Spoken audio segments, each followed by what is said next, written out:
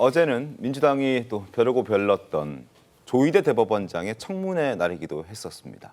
하지만 조희대 대법원장은 불출석했죠. 정청래 법사위원장은 불출석 사유서를 조목조목 짚으면서 강하게 질타했습니다. 직접 확인해 보시죠. 조희대 대법원 조희대 대법원장 출석하지 않고 어제 법사위는 저런 식으로 설전이 어마어마하게 벌어졌습니다. 출석하지 않은 근거를 제출했습니다. 화면 함께 보겠습니다. 사법부의 독립을 보장하기 위한 차원에서 출석하지 않았다.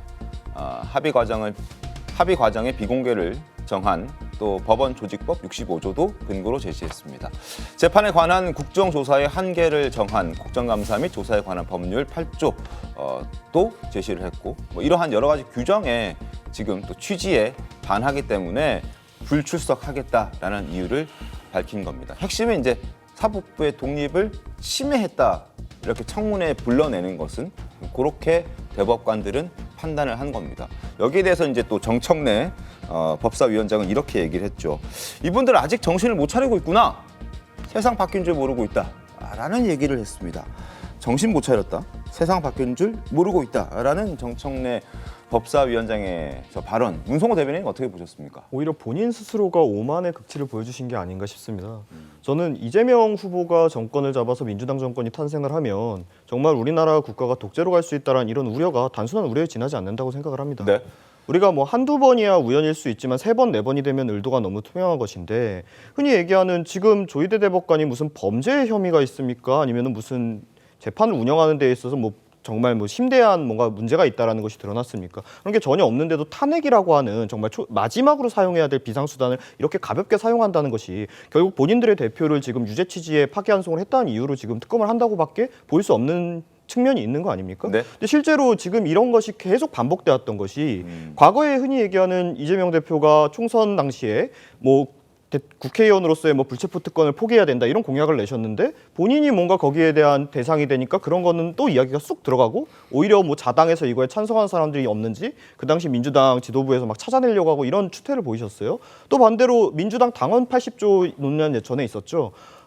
지금 뭐 당직을 맡고 있는 사람이 뭐 검사에게 뭐 어떤 혐의로 기소가 되면 당직에서 물러나게 한다 이런 조항이 있었는데 이재명 후보가 거기에 대상이 되니까 또 그 조항 바꿔 없애버리죠. 그리고 이번에 본인의 어떤 허위사실 공표 행위가 문제가 되니까 이제 그 행위를 빼는 법으로 바꾸겠다는 거 아닙니까? 이게 하나하나 뭐 이게 부작용이 있을 수 있으니까 바꿨다? 그럴 수 있죠. 하지만 이게 세 번, 네 번 반복되는 데서는 의도가 굉장히 투명하다고 생각을 합니다. 그러니까 본인들이 지금 어떻게 보면 이 대한민국의 어떻게 보면 룰이지 않습니까? 법치라는 것이. 이 사회의 룰을 본인들이 어떻게 사용하는지 저는 여실히 보여주고 있다고 생각합니다. 정원혜 대변인 어떻습니까? 헌법에서 사법권에 대한 독립을 규정하고 있죠. 그런데 입법부가 사법부의 판단에 대해서 개입하려고 할 때 헌법재판소가 판결한 판례가 있습니다. 어떻게 했냐면요. 입법부는 사법부의 판결을 통해 법률을 해석하는 권한을 침해해서는 안 된다. 네. 지금 그 사법부가 내놓은 판결에 대해서 입법부가 그러니까 본인들이 지지하는 이재명 후보에게 불리한 판결을 했다고 해서 본인들에게 유리한 해석을 하려고 하고 있는 거잖아요. 사법부의 독립성은 헌법적 가치로 보장돼야 한다 이렇게 얘기하고 있습니다.